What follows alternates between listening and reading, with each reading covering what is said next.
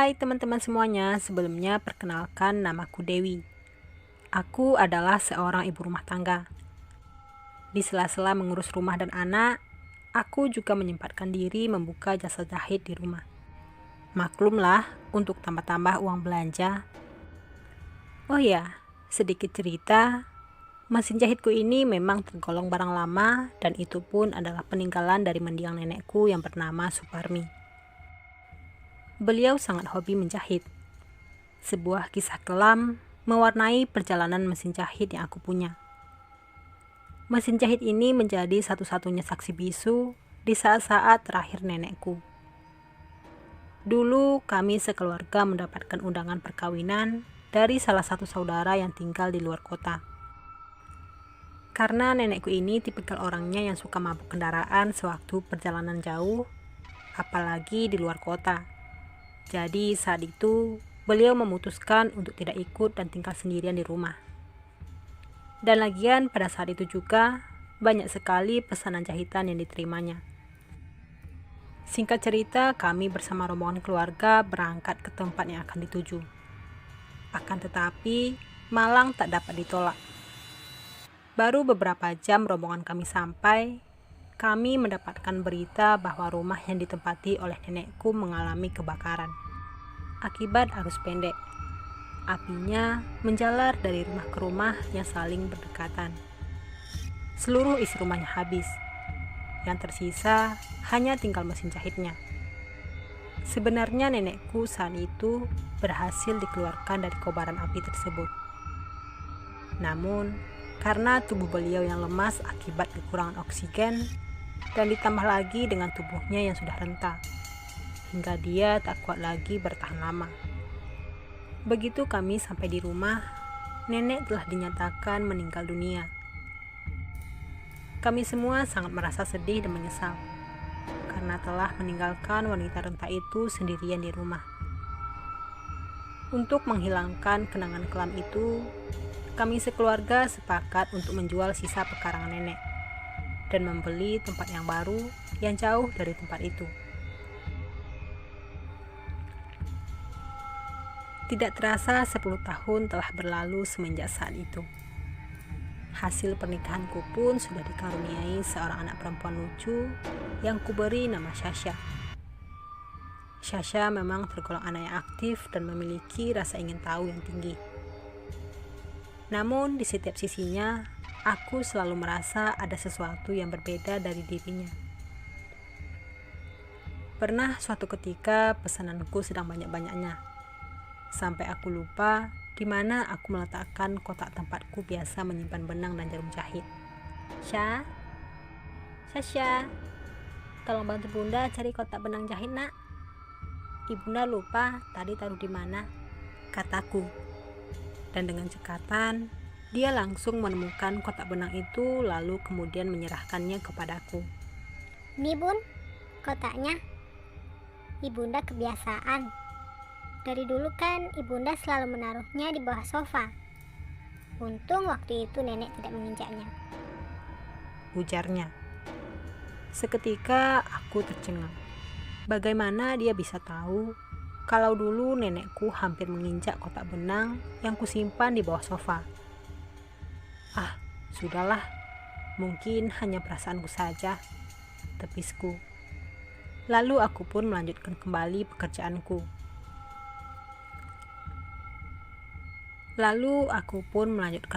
pekerjaanku. Aku melihat Sasha berlari keluar halaman. Ingin memastikan semuanya baik-baik saja, aku pun berdiri dari dudukku dan melihat Sasha dari jendela. Sasha. Tampak di sana, dia sedang duduk terdiam memeluk lututnya sambil menatap kosong ke arah sepeda mini tua milikku dulu. Tapi sekarang sepedanya sudah rusak karena dimakan usia. Sedang apa duduk sendiri di sini? Lebih baik Sasha masuk dan bantu Bunda, bujukku. Namun dia tetap diam sambil mengelus sepeda usang itu. Oh, ini sepeda Bunda dulu. Waktu itu Mbah Buyut yang belikan. Sekarang sudah rusak. Kalau Sasha mau, biar nanti ayah yang belikan ya, kataku. Tiba-tiba tangan Sasha menyentuh bekas luka yang berada di lutut kananku. Aku tahu, kan aku yang mengajari naik sepeda. Ibunda kan paling takut kalau dilepaskan sendiri. Waktu itu pernah aku lepaskan sekali, ibunda langsung terjatuh dari sepeda. Dan kemudian lutut kaki kanan ibunda ini sobek terkena pecahan paving. Sampai berhari-hari ibunda takut dan tidak berani menyentuh sepeda itu. Lucu ya bunda? Seandainya bisa mengulang waktu itu kembali. Celetukan bocah itu kembali membuatku merinding ketakutan. Apa yang dia katakan semuanya benar. Pertanyaanku yang timbul cuma satu. Bagaimana dia bisa mengetahui kejadianku di masa lalu bersama dengan nenekku?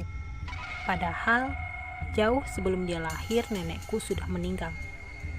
Di waktu yang sama, aku mencoba mengalihkan perhatiannya dengan cara mengajak dia ke sebuah toko kecil yang masih terletak di komplek tempatku tinggal sekarang.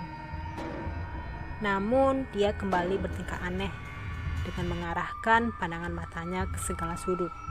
Semuanya tidak seperti dulu ya.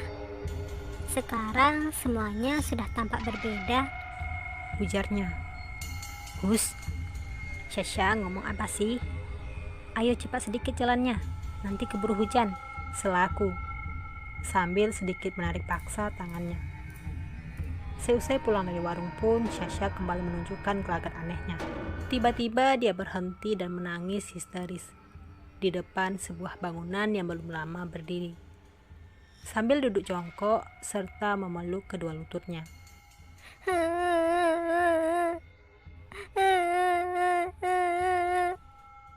Sasha, kenapa? Sakit?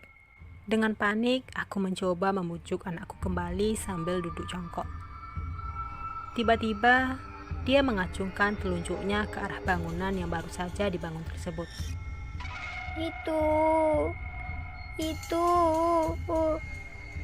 Itu dulu rumahku. Dan aku tinggal di sana. Hanya saja aku tidak dikuburkan di sana. Kalian membiarkanku berjuang di tengah kobaran api sendirian. Aku cuma minta rumahku kembali, Bunda. Ini tempatku.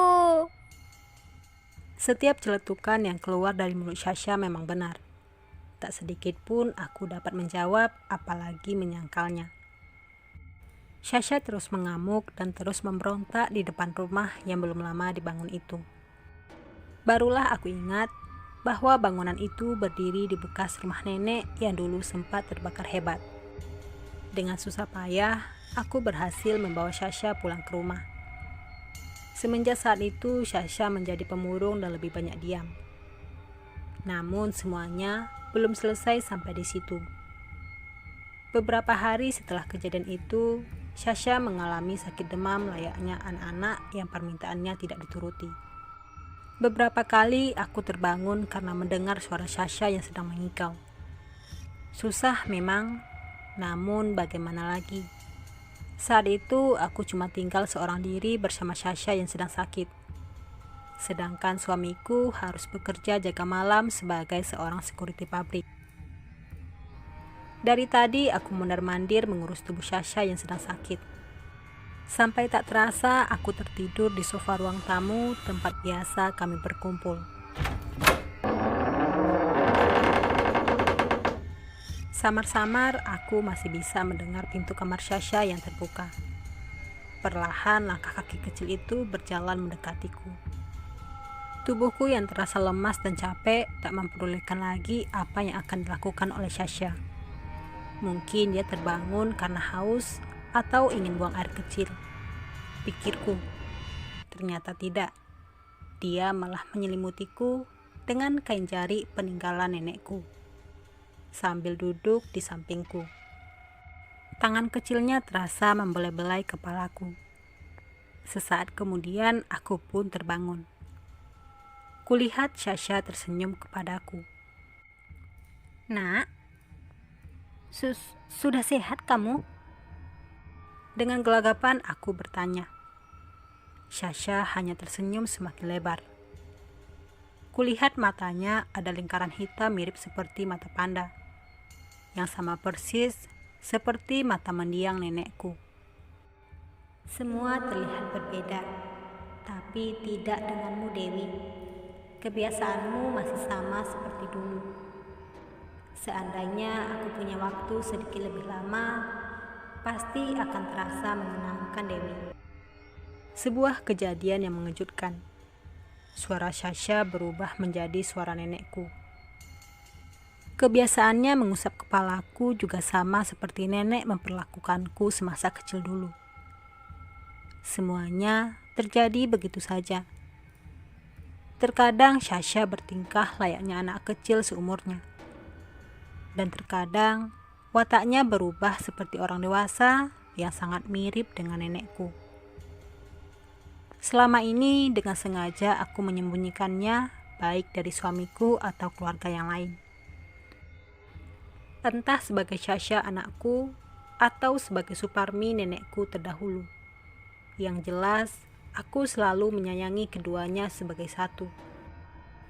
Kejadian yang kualami ini mungkin yang disebut sebagian orang adalah reinkarnasi atau kelahiran kembali. Walau menurut agamaku sendiri kejadian semacam itu tidak dibenarkan, akan tetapi kejadian ini benar-benar aku alami dan sengaja aku sembunyikan sampai detik ini. Selepas benar atau tidaknya tentang reinkarnasi biarlah menjadi rahasia Tuhan. Terima kasih telah diizinkan berbagi kisah hidupku. Sekian salam kenal dari saya, Dewi. Baiklah teman-teman, terima kasih sudah bersedia mendengarkan kisah yang kami bagikan. Semoga teman-teman dapat terhibur dan dapat mengambil pelajaran berharga dalam kisah ini. Untuk kisah-kisah misteri lainnya, jangan lupa pantengin terus channel ini ya. Dan jangan lupa tekan tombol subscribe, like, comment, and share-nya. Agar kami makin semangat lagi untuk membagikan berbagai kisah, pengalaman, dan kejadian horor yang penuh dengan misteri yang benar adanya dari berbagai narasumber. Jika teman-teman sedang mendengarkan kisah ini, pastikan lampu menyala dan tidak dalam keadaan sendiri. Karena bisa jadi Anda tidak sendiri. Terima kasih, salam keramat satu nyali tanpa jasad. Assalamualaikum warahmatullahi wabarakatuh.